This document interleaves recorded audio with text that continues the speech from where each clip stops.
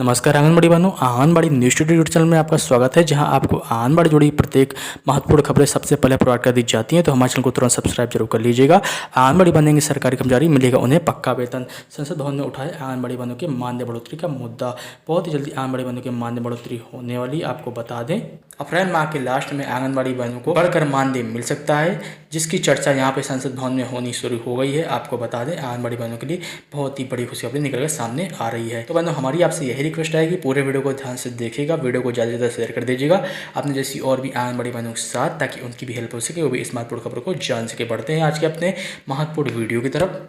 अध्यक्ष जी, आंगनबाड़ी की कार्यकर्ताओं की देश में बहुत सारी ऐसी महत्वपूर्ण और संवेदनशील योजनाएं जो सरकार के माध्यम से ग्रामीण क्षेत्रों में बच्चों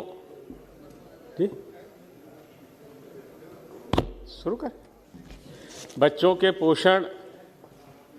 और महिलाओं के स्वास्थ्य को लेकर के चलाई जा रही हैं,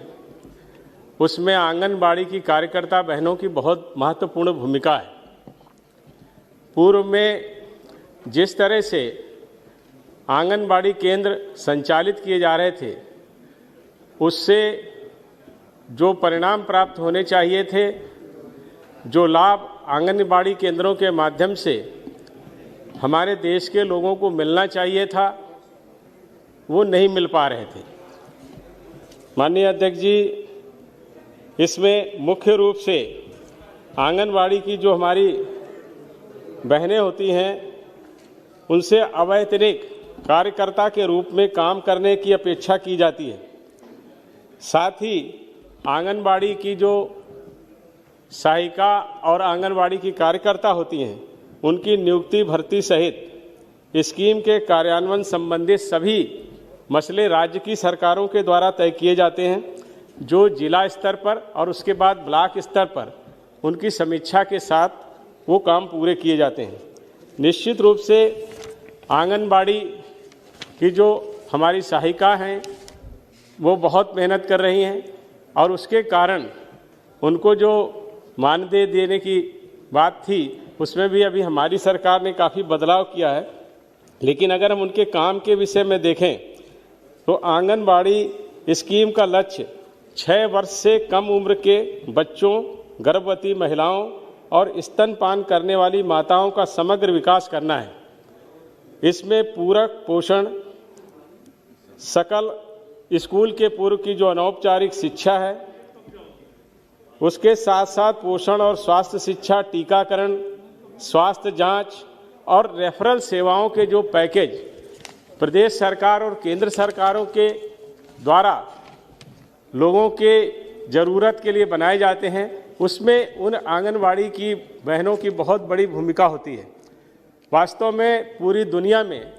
2030 तक जो सस्टेनेबल गोल प्राप्त करने के लिए प्रत्येक देश ने अपना लक्ष्य निर्धारित किया है, उसमें शिक्षा और स्वास्थ्य हमारे देश के लिए बहुत महत्वपूर्ण है। और चूंकि ये हमारा देश गांवों का देश है और यहाँ पर गांवों तक शिक्षा के लिए लोगों को जागरूक करना और पोषण के प्रति लोग जागरूक हों, संवेदनशील हों और समय पर पोषण के कार्यक्रमों को चलाएं भी, लाभ भी लें और किस तरह से उनको बच्चों का पालन पोषण करना है। उसके साथ साथ महिलाओं के स्वास्थ्य के लिए, उनमें जो ज़्यादातर महिलाएं एनेमिक होती हैं, उनको स्वास्थ्य संबंधी जानकारी देना, जो छोटे बच्चे हैं उनके जो टीकाकरण के हमारे कार्यक्रम होते हैं, जो 7 ऐसी गंभीर बीमारियां हैं जिनके टीकाकरण के माध्यम से बच्चों को स्वस्थ रखने की एक बड़ी चुनौती हमारे देश में थी,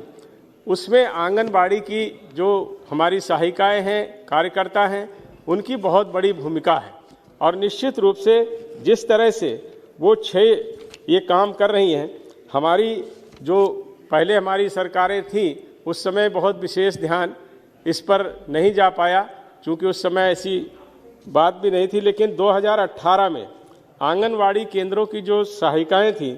उनका प्रतिमाह मानदेय 3000 से बढ़ा के 4500 रुपया किया गया है। उसके साथ ही साथ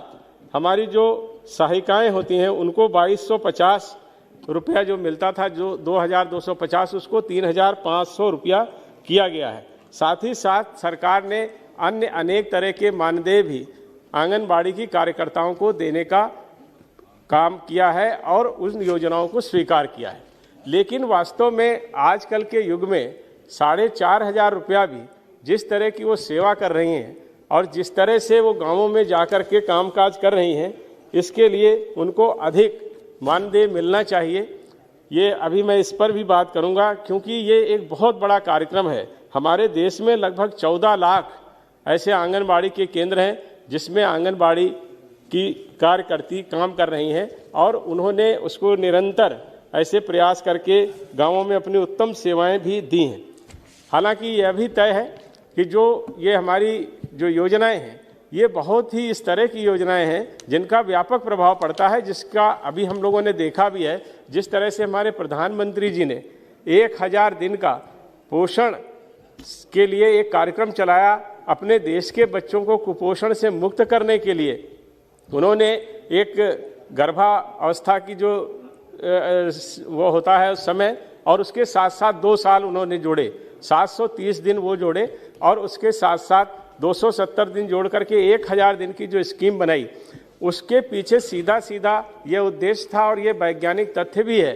कि गर्भ अवस्था से लेकर के 2 वर्ष तक शिशु का ठीक ढंग से अगर पालन पोषण होता है, उसकी देखभाल ठीक तरीके से हो, तो निश्चित रूप से वो बालक कुपोषित नहीं होता है और भार उसका आयु के हिसाब से और लंबाई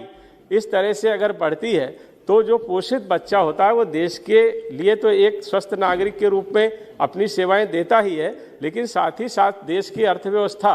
पर भी उसका व्यापक प्रभाव पड़ता है। इसलिए ये जो आंगनबाड़ी की जो हमारी कार्यकर्ता हैं, इनकी भूमिका को अपने देश के लिए हम लोग समझ सकते हैं। तो उसी क्रम में सरकार ने ऐसे बहुत सारे कार्यक्रम जो ब्लॉक स्तर पर उनको प्रशिक्षण के लिए चलाए जाते हैं,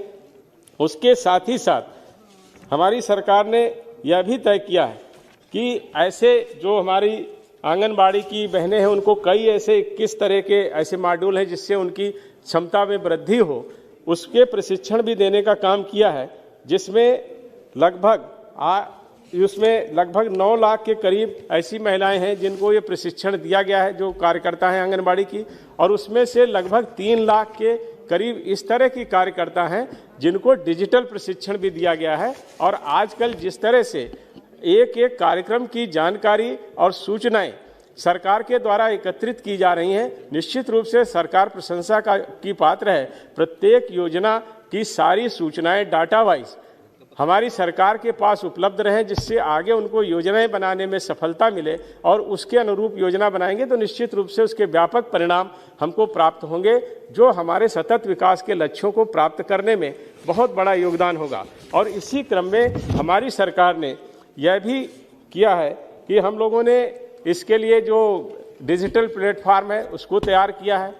ऐसी आंगनबाड़ी की जो हमारी कार्यकर्ता साथी हैं, उनको डिजिटल फ़ोन, स्मार्टफोन भी दिए गए हैं और उनसे ये अपेक्षा की गई है कि वो गांव में जहाँ जहाँ पर जाएंगी वहाँ पर वो डाटा एकत्रित करेंगी, बच्चों की आयु के अनुसार उसका भार, उसकी लंबाई, ऐसे महिलाओं के स्वास्थ्य के विषय में, टीकाकरण के विषय में लोगों को जाकर के जागरूक करेंगी और उन सारी योजनाओं को जो भारत सरकार का हमारा ऐप है उस पर फीड करेंगी, जिससे यहाँ पर सारी सूचनाएं एकत्रित होंगी। तो निश्चित रूप से एक तरह से आप देखें कि गाँव में जिस तरह का काम हमारी आंगनबाड़ी की बहनें कर रही हैं, वो निश्चित रूप से एक ऐसा काम है जिसकी प्रशंसा भी होनी चाहिए और उसके अनुरूप उनको सुविधाएं भी देने का काम हमारी सरकार को करना चाहिए, यह भी जरूरी है। अभी जैसे कई जानकारियां आई थी कि कई ऐसे आंगनबाड़ी के केंद्र हैं जो किराए के मकानों में चल रहे हैं, लेकिन हमारी सरकार ने जहां ये तय किया कि हम ऐसे आंगनबाड़ी के जो केंद्र हैं उनके सबके भवन बनाएं, काफ़ी भवन बन चुके हैं, थोड़े से ही ऐसे रह गए हैं। जो लगभग 4 लाख आंगनबाड़ी के ऐसे केंद्र हैं जहाँ पर अभी भवनों का निर्माण होना है, उसमें भी सरकार ने मनरेगा से उसको जोड़ दिया है और 5 लाख रुपए तक मनरेगा का उसका उपयोग करके भवन के निर्माण में किया जाता है और उसमें अलग से स्वच्छता कार्य योजना के लिए तहत पेयजल की समस्याओं को दूर करने के लिए 10,000 रुपया और 12,000 रुपया प्रत्येक आंगनबाड़ी केंद्र में शौचालय के लिए भी दिया है। ये निश्चित रूप से सरकार की तरफ से ये प्रयास किया जा रहा है कि आंगनबाड़ी के लिए ठीक ठाक और अच्छे भवन हर जगह पर उपलब्ध हो जाएं। और इसके लिए उन्होंने यह भी कहा है कि अगर जहां कहीं पर भी ज़मीन नहीं उपलब्ध हो पा रही है वहां 600 वर्ग फुट के ऐसे जो किराए के मकान मिल जाएं, उनको भी वो किराए पर लेकर के जहां पर पेयजल और ऐसी सारी व्यवस्थाएं हों तो वो उसको चलाने का काम हमारे यहाँ ये करने की सुविधा भी सरकार ने दी है। लेकिन उसके बावजूद अभी कई ऐसे केंद्र हैं जहां पर शौचालय और पेयजल की सुविधाएं नहीं हैं। उसमें लगभग 4 लाख के आसपास ऐसे आंगनबाड़ी के केंद्र हैं जहां पर अभी ठीक ढंग से टॉयलेट्स उपलब्ध नहीं हैं, और 2 लाख के करीब ऐसी जगहें हैं जहां पर पेयजल की व्यवस्था भी हमारी सरकार को करनी है। मैं माननीय मंत्री जी से यह भी अनुरोध करूंगा कि यह आवश्यक है, क्योंकि अभी जैसे कोविड का जो ये संक्रमण आया, इसके दौरान निश्चित रूप से आंगनबाड़ी के केंद्र बंद रहे हैं। लेकिन अभी जैसा आपने नवंबर में शायद 2020 में नवंबर में कुछ ऐसे जो कंटोनमेंट जोन हैं जहां पर कोविड का ज़्यादा प्रभाव था, उनको छोड़ करके धीरे धीरे आंगनबाड़ी के केंद्रों को खोलने का काम प्रारंभ कर दिया गया है। इसलिए वहां पर भवनों में एक सुसज्जित भवन बने, इसके लिए भी आवश्यक है। और जिस तरह के कोविड के बाद के जो उन्होंने तय किए हैं मानदंड, उसके अनुरूप अब फिर से ये हमारे कार्यक्रम प्रारंभ हो रहे हैं। जो पहले से स्कूल से पूर्व की जो शिक्षा है उसके लिए अभी शुरू नहीं हुआ है, लेकिन वो भी मेरे ख्याल में धीरे धीरे जो निर्देशों के अनुसार प्रारंभ हो जाएगा। लेकिन कुपोषित बच्चों को जो गंभीर रूप से हैं, अधिक जोखिम वाली गर्भवती महिलाएं हैं, दूध पिलाने वाली माताएं हैं, ऐसे जो स्तनपान करने वाली माताएं, इनकी गहन निगरानी का काम भी हमारी आंगनबाड़ी की कार्यकर्ता कर रही हैं। और उसके अनुरूप जो आवश्यकता होती है, जैसी हमारी सरकार की योजनाएं हैं या राज्य सरकार की योजनाएं हैं या ब्लॉक स्तर पर कार्यक्रम चलाए जा रहे हैं, उन सब में भी वो अपनी तरह से योगदान दे करके ऐसी खाद्य सामग्री जो कैलोरी और प्रोटीन की जिसमें मात्रा इस तरह की हो जो कुपोषण से बच्चों को मुक्त करे, ऐसी सारी व्यवस्थाएं और आहार भी उपलब्ध कराने का काम उन्होंने किया है और कोविड के दौरान भी किया है। कोविड में आंगनबाड़ी के केंद्र भले बंद रहे, लेकिन जो सरकार की योजनाएं आई, कोविड के प्रति जागरूक करना हमारे लिए एक बहुत बड़ी चुनौती थी। हमारा देश जिस तरह के 130 करोड़ की आबादी का देश है, और उस देश में जहां पर आबादी का घनत्व बहुत कम है, वहां पर ये संक्रमण फैलने की बहुत बड़ी संभावना थी। लेकिन हमारे प्रधानमंत्री जी ने जिस तरह से पूरे देश को जागरूक किया और अलग अलग समय पर ऐसे निर्णय लिए और उन निर्णयों के अनुरूप देश में व्यवस्थाएं की, जिसके कारण कोविड-19 के संक्रमण के दौरान भी हमारे देश में कोई इस तरह की स्थिति नहीं आई जिसमें हमको ये लगे कि हाँ, हम स्थिति को संभाल नहीं पा रहे हैं या स्थिति हमारे नियंत्रण में नहीं है। स्थिति नियंत्रण में रही और कोविड के दौरान भी जो ऐसे जरूरी काम थे, वो कुपोषण को दूर करने के काम हो, महिलाओं के स्वास्थ्य के काम हो, बच्चों की मृत्यु दर को कम करने की बात हो, महिलाओं की मृत्यु दर की बात पर भी काम हुआ, और उसके साथ साथ संस्थागत प्रसव भी हों। इन सारी योजनाओं के संबंधित जो भी जानकारियां हैं और जो हमें वस्तुएं वहां पहुंचानी, जो दवाएं पहुंचानी हैं, उनको पहुंचाने का काम और उसके साथ साथ टीकाकरण के प्रति भी लोगों को जागरूक करने का काम आंगनबाड़ी की हमारी स्वास्थ्य कर्मियों ने किया है। और एक तरह से अब देखें, जो पहले जो आंगनबाड़ी का रूप था, पहले तो लोग आंगनबाड़ी के विषय में जानकारी ही नहीं रखते थे। अब तो 2 मंत्रालयों से सीधे स्वास्थ्य मंत्रालय की बहुत सारी योजनाएं भी आंगनबाड़ी केंद्रों के माध्यम से चल रही हैं, और उसके कारण उनकी गांवों में बहुत ही महत्वपूर्ण भूमिका हो गई है। इसलिए मैं माननीय मंत्री जी से माननीय मंत्री जी से यही अनुरोध करूंगा कि उनकी सेवाओं को देखते हुए जो 4,500 रुपये का हमारी जो मुख्य कार्यकर्ता होती हैं उनको मिल रहा है, मैं समझता हूं कि राज्य सरकार का भी उसमें योगदान होता है, लेकिन अपनी तरफ से आप अगर इस तरह का कोई प्राविधान करेंगी जिससे आंगनवाड़ी की जो हमारी सहायक बहनें हैं उनको कम से कम 10,000 रुपये तक का मानदेय अगर मिल सके तो ये एक बहुत अच्छा, उनके लिए एक तरह से एक अच्छा मानदेय होगा। और जैसी उनकी सेवाएं हैं उन सेवाओं के अनुरूप उनकी जो एक तरह से हम उनका जो सम्मान है वो सम्मान करने का काम करेंगे। इसके अलावा माननीय सभापति जी, जो मैंने शुरू में कहा कि ऐसे 4 लाख से अधिक आंगनबाड़ी केंद्र ऐसे हैं जहां शौचालय नहीं है, पीने का पानी 2 लाख से अधिक केंद्र ऐसे हैं जहां नहीं है, उनको भी उपलब्ध कराने का काम हमारी सरकार करे। ऐसा मैं चाहता हूं कि इस हमारे जो रेजोल्यूशन है इसमें ये संशोधन किए जाएं कि इनका मानदेय बढ़ाया जाए और आंगनबाड़ी के समस्त केंद्रों के अपने भवन हों, भवनों में शौचालय और पेयजल की उत्तम व्यवस्था की जाए। उसके साथ ही साथ जो वो काम करती हैं वो गांव-गांव में जाने का काम है। अगर उनको अपने जो भवन के साथ साथ जहां उनको ये मिले कि कुछ इस तरह की सुविधाएं मिल सकें जिससे आने जाने का उनका काम सरल हो सके, जो भवन हो वहाँ पर फर्नीचर है, अन्य दूसरी जो सुविधाएं हैं वो उनको मिल जाए, लाइट है, ये सारे कामों को हमको करना चाहिए। साथ ही साथ मैं एक हमारे साथी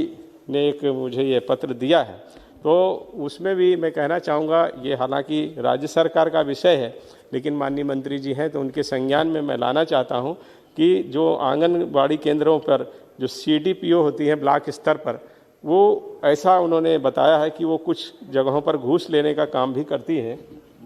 2000 रुपया ऐसे उनके मानदेय से ले लेती हैं। हाँ माननीय सभा, हाँ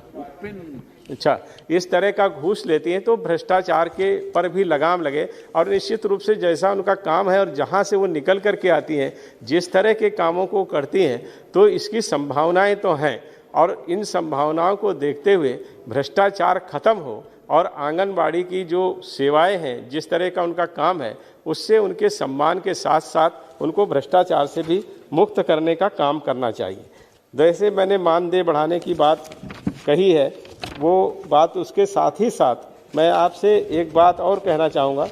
कि हमने जैसे ये कहा है कि कई बार पहले शिकायतें आई हैं, इधर कोई ऐसी शिकायत नहीं आई कि जो आंगनबाड़ी केंद्र की जो महिलाएं हैं उनके शोषण की भी बहुत सारी शिकायतें प्रदेश स्तर पर प्राप्त हुई हैं और वो उनके लिए एक इस तरह की विधि संचालित है जो प्रदेश में उनके इस तरह के जो घटनाक्रम होते हैं उसमें वो काम करती है। बस 2-4 मिनट रुक जाइए। तो वो उसके लिए काम करते हैं, लेकिन हमारी जो केंद्र की सरकार है उसमें भी माननीय मंत्री जी ने एक प्रश्न के उत्तर में ये बात कही थी कि अगर प्रदेश स्तर से तो उन सारे ऐसे मसलों को देखा जाता है और उनके विरुद्ध जो आवश्यक कानूनी कार्रवाई होती है उसको किया भी जाता है, लेकिन अगर केंद्र स्तर पर भी ऐसी कोई शिकायत आती है तो माननीय मंत्री जी और सरकार उसका संज्ञान लेती हैं और संबंधित को उसके लिए कहती हैं। लेकिन मैं ये समझता हूँ कि इतना ही पर्याप्त नहीं है। ये एक तरह से किया जाता है, लेकिन जिस तरह का एक लंबा स्ट्रक्चर है, एक बड़ा नेटवर्क आंगनबाड़ी का है, तो इसमें कुछ इस तरह की बात ज़रूर शामिल करनी चाहिए जिससे आंगनबाड़ी की जो हमारी सहायिकाएँ हैं या उनके जो आंगनबाड़ी की कार्यकर्ता हैं उनको पूरी तरह से शोषण और भ्रष्टाचार से मुक्त करने के लिए कुछ इस तरह के कानून में बदलाव करने चाहिए कि जो इस तरह की सामाजिक कार्यकर्ताएं हैं उन कार्यकर्ता को एक अतिरिक्त आवरण और कवच हमको उपलब्ध कराना चाहिए जिससे वो शोषण से मुक्त हो सके। एक अंतिम बात मैं माननीय मंत्री जी के माध्यम से और चाहूँगा और इस रेजोल्यूशन में शामिल करने की प्रार्थना करूँगा कि आंगनबाड़ी की जो कार्यकर्ता हैं वो काम तो कर रही हैं, अच्छा काम कर रही हैं, अच्छे परिणाम भी आए हैं, क्योंकि जिस तरह से प्रधानमंत्री जी ने और आपने ये अपेक्षा की थी कि हमारे देश में एक बदलाव आए, तो वास्तव में कुपोषण को दूर करने में मुक्त तो नहीं हुए, लेकिन कुपोषण को दूर करने में भी हमको सफलता मिली है।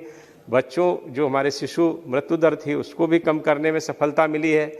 और उसके साथ साथ जो गर्भवती महिलाएं थी या जो गर्भ के दौरान जो मृत्यु हो जाती थी उसमें भी हमको सफलता मिली है। संस्थागत प्रसव भी बढ़ा है और स्तनपान के बारे में भी लोगों की जागरूकता बढ़ी है। उसके साथ ही साथ जो बच्चों का 2 वर्ष तक का एक समय होता है जिसमें उसका मस्तिष्क विकसित होता है, ये वैज्ञानिक तथ्य है और लोग मानते हैं कि 2 वर्ष में जो एक व्यक्ति के दिमाग का विकास हो जाता है वो फिर पूरे समय में उतना नहीं हो पाता। इसलिए वो उस महत्वपूर्ण समय के लिए जो योजना बनाई है उसके लिए भी ये कार्यकर्ता बहुत अच्छा काम कर रही हैं। इनका नियमित रूप से ब्लॉक और जिला स्तर पर प्रशिक्षण होता है, वहाँ से उनकी देखभाल की जाती है। और आपने भी जो ऐप बनाया है जो स्मार्टफोन के माध्यम से आपको वो सूचनाएं देती हैं, उसका भी आप जांच और सर्वे करती हैं। तो एक तरह से ये पूरी इस तरह की एक स्ट्रक्चर बन गया है कि इसमें हम ये कह सकते हैं कि आंगनबाड़ी एक ऐसा हमारे लिए चीज़ हो गई है, या कहेंगे एक ऐसा नेटवर्क हो गया है जिसके माध्यम से हम देश की एक बहुत बड़ी समस्या से निजात पाने की स्थिति में आ गए हैं। मैं अंतिम बात आपसे यही कहूँगा कि इनको मानदेय बढ़ाने के अलावा जो आंगनबाड़ी के केंद्रों में सुविधाएं हैं, शोषण और भ्रष्टाचार से मुक्त कराने के अलावा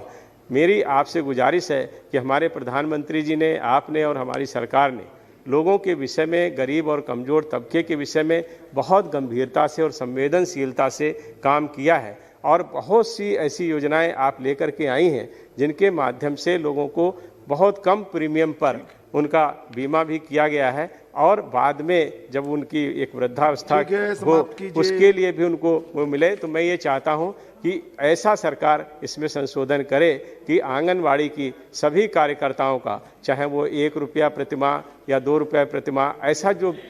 प्रीमियम जमा करके सरकार उसको खुद जमा करे, और आंगनवाड़ी की हमारी जो कार्यकर्ता हैं उनको बीमा प्रदान करने का काम करें। और काम के दौरान अगर कोई घटना उनके साथ हो जाती है तो उसका मुआवजा भी उनको मिलना चाहिए, और मृत्यु अगर काम के समय में होती है तो जो भी उसके लिए एक योजना बने उसको भी बना करके आप काम करेंगी। आपका बहुत बहुत धन्यवाद।